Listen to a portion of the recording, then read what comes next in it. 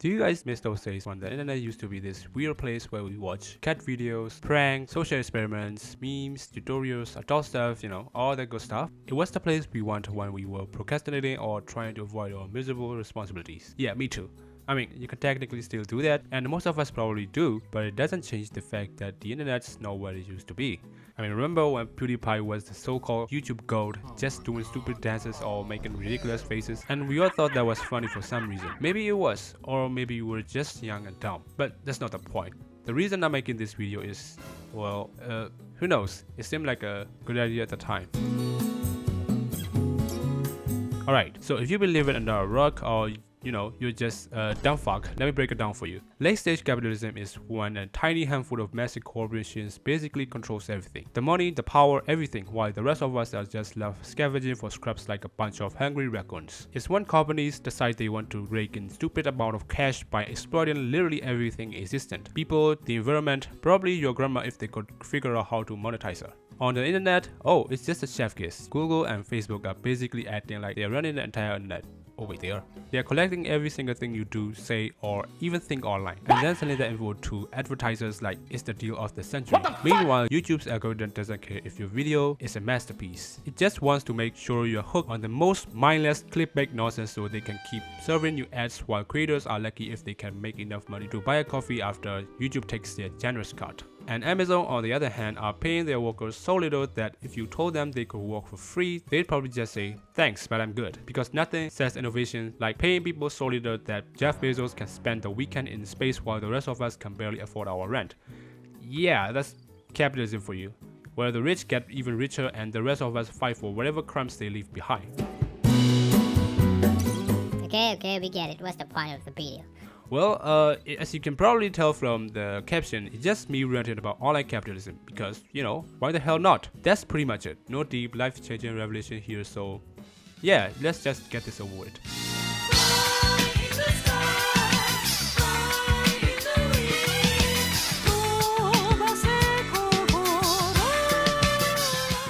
You ever visit a website and the first thing they do is show some subscription offer in your face for a feature so useless you'll probably never visit the site again. Yeah, same here. I've come across way too many sites that try to sell you stuff, ads, subscription, microtransactions just to end up offering the most irrelevant garbage ever. Why would I pay for that?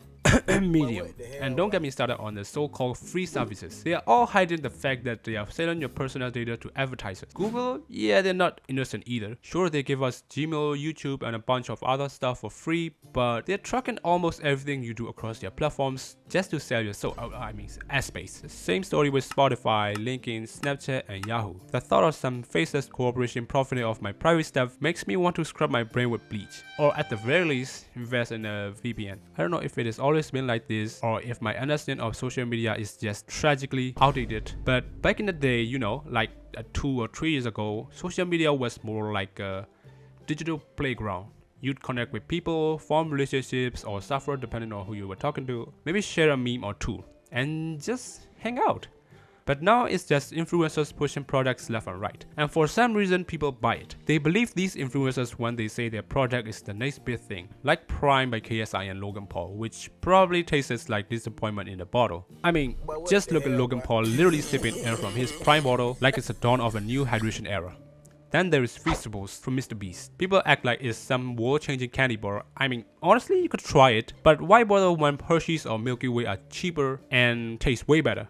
I'm just saying. And then there is HelloFresh, sponsored by practically every YouTuber with over 1 million followers. And they act like $70 for a box of pre-portioned ingredients is a groundbreaking invention. Like bro, I don't know about you, but I've been cooking meals for way less without someone sending me a tiny plastic bag with half a meal inside. Seriously, I get more value at my local grocery store, and I actually get to choose what's in my cart.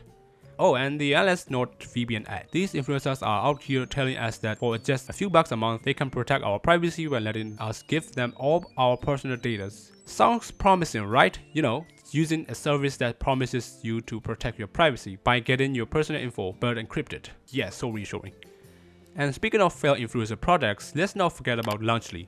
You remember that? KSI, Mr. Beast, and Logan Paul all hyped it up like it was going to be the next big thing. A meal box service designed by influencers. Except surprise, surprise, it was a complete flop. Not only did it collapse under its own weight, but the product went from I like my cheese drippy, bruh. I like my cheese moldy, bruh. Yeah, that's the one. A whole bunch of influencers hailing it as the future of food, but turns out it was just overpriced, pre-packaged junk that no one wanted to buy. I mean, who thought that trying to sell microwavable food would work when you could just, I don't know, order takeout or actually cook something that doesn't spoil on delivery? But I guess at least they're keeping the moldy food controversies alive as part of their brand now. And honestly, this isn't even the worst of it. There are tons of influencers out there peddling subpar products, but I guess they've gotta make money somehow, right? Without brand deals or sponsorships, they're not exactly raking it in from ad revenue. So yeah, I guess they're just doing their part, like very well paid employee of a platform that doesn't care about anything other than cash in it. Like I said, this is just the tip of the iceberg when it comes to influencers. They're not really the main villain here. They're just doing their job, playing their part. The real villains are the companies behind them, like YouTube. Take YouTube Premium for example. You pay for it and you get to watch videos without ads, or maybe you can play videos while your phone is off. But honestly, in my opinion, it's not even close to worth the $14 a month. Why spend that much when you could be putting it towards something like a streaming service that actually gives you more content or a good meal? It just seems like a waste.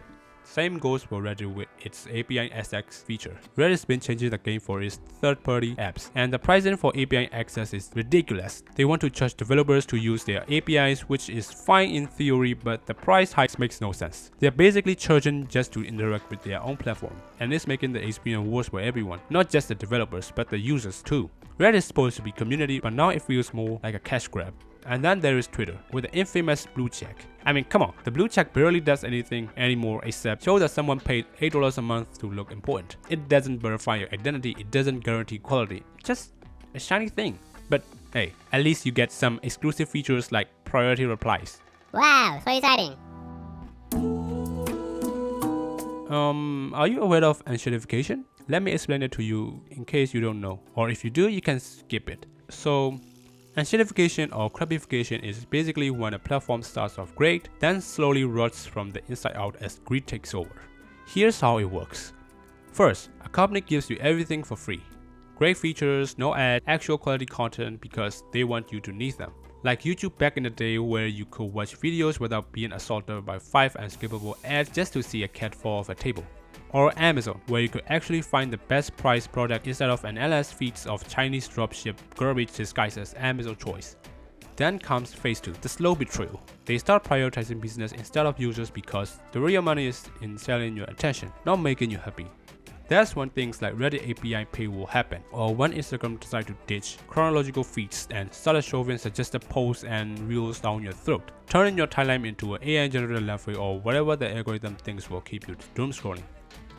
And finally, the last phrase, maximum suffering. This is when they stop even pretending to care about the users and just squeezes every last cent out of you. YouTube now not only bombards you with ads, but also knobs app blockers, forcing you into their overpriced YouTube Premium subscription, which only exists because they ruined the free experience in the first place. Twitter, or X if you want to humor Mark's midlife crisis, turned verification into a joke, where anyone with $8 can slap a blue check next to their name and LARP as a journalist. And Amazon, of course. If you thought Prime saved you from their garbage tactics, guess again. They quietly make free shipping slower so that if you don't pay for Prime, your package might arrive sometimes next year. And the search results are now just ad after ad. So if you actually want to find real products, you basically need to become a digital archaeologist. So yeah, every big platform follow this cycle. They start out as the hero, become a shady used car salesman in the middle, and by the end they just straight up robbing you in the broad daylight. And the worst part is, we just let it happen. Because honestly, what's the alternative? MySpace? A flip phone? Reading books like some kind of medieval peasants? Yeah, no thanks. Something terrible must have happened between these years, because the internet we used to know is gone. There was a time when people just posted dumb thoughts, blurry concert pics, and memes that didn't make sense. Now everything has to be optimized. Even the stupidest meme have to follow engagement tactics like post at peak hours, use viral sound, add captions so the algorithm picks it up. What happened to just posting? Now every tweet has to go viral. Every Instagram post needs an aesthetic. Every video has to be content. Can't just exist, it has to perform. And the worst part is that we all play into it. We subconsciously treat every social media post like a mini marketing campaign. Accidentally post something cringe, delete it. Bad engagement, archive it. You ever notice how people don't post random dump photo anymore? Instead, they drop an annual photo dump like it's a corporate slideshow. And then you have influencers, who at this point aren't even people anymore. They're just brown with the face. Every post is carefully crafted to keep engagement high, and even the most genuine moment feels suspiciously calculated, like when they make a teary-eyed apology video or something, and you can tell that they rehearsed it 30 times before posting. But who's really to blame here? These influencers, or the fact that the internet itself has turned into an algorithmic dystopia? TikTok literally punishes you if you stop posting. So now creators are forced to pump out constant content just to stay relevant. Same thing with YouTube Shorts, Instagram Reels. It's all just algorithm slavery at this point. And speaking of shorts, I made one about this a few weeks ago. You might want to check it out. Or don't, I don't know.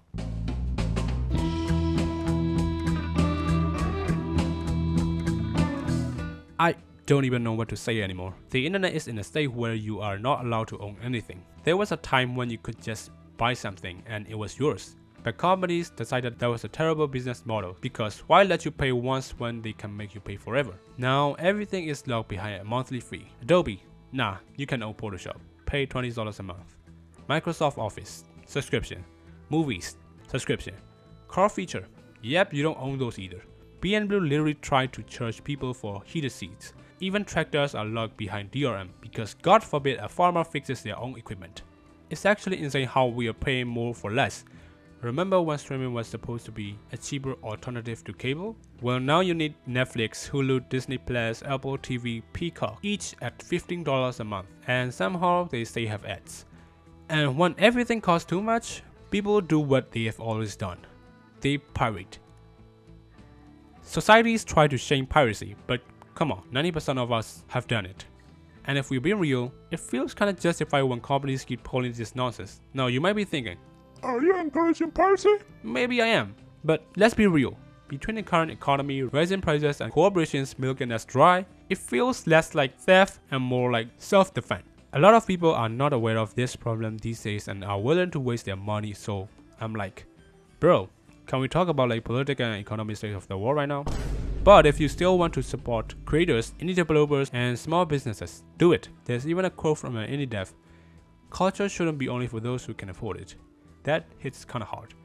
Anyway, if you're broke like me or just don't want to hand over your soul to these companies, piracy is probably justified. I don't know. It's all about perspective. I don't know who needs to hear this, but AI isn't here to make your life easier. It's here to make rich people even richer while the rest of us scramble to stay employed. Like, look at the job AI is coming for. Artists, replaced, because why pay a human when you can just generate a mid-AI drawing in 5 seconds? Journalists, replaced. Why hire reporters when you can just have ChatGPT spit out an article full of errors for free? Animators, replaced. Studios are already using AI to assist animation, which is just code for let's fire half the team. But you know who isn't getting replaced? CEOs. The same people who make garbage business decisions, run companies into the ground, and then somehow walk away with a 50 million bonus. Like, we have the AI that can generate full paintings, write essays, and even replicate voices. But for some reason, it can't replace the guy who decided to charge $8 for a Twitter checkmark. Or the guy who spent $69 billion on a metaverse with PS2 graphics. Or the guy who laid out 12,000 employees over email and then said it was for efficiency. At this point, AI isn't the real villain. It's just a tool. The real problem is the people using to cut corners, slash jobs, and push out low-effort, soulless content. So yeah, AI won't take your boss job, but it will take yours unless you're completely useless. In that case, congrats, you're completely safe.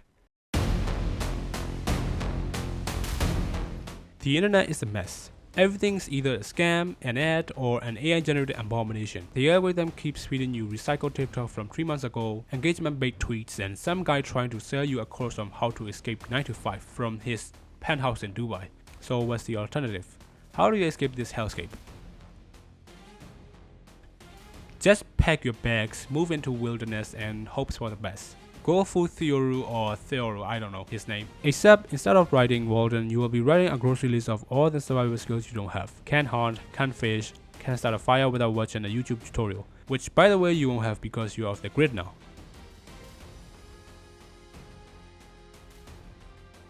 Okay, so maybe you're not ready to go full hermit mode. Instead, you try to cut down on tech while still functioning in society. Start a garden, grow your own food, but only if you can resist the urge to turn it into an Instagram page. buy a flip phone until you realize Google still tracks you anyway. You'll probably still check your phone. You will still get tempted by meme compilations or a random Wikipedia rabbit hole at 3 AM. Let's say you're serious. You go full ghost mode. No social media, no smartphone, no digital footprint. You disappear. But then you realize companies have monetized peace and quiet. You can't even meditate without some mindfulness app trying to charge you $13 a month. The only way to truly escape the internet? Go live on a mountain, where the only Wi-Fi is the signal of disappointment radiating from your soul. Or just accept that there is no escape. We are all stuck in this digital hellhole together. But if you do decide to vanish into the wilderness, just promise me one thing. Do not start a podcast about it.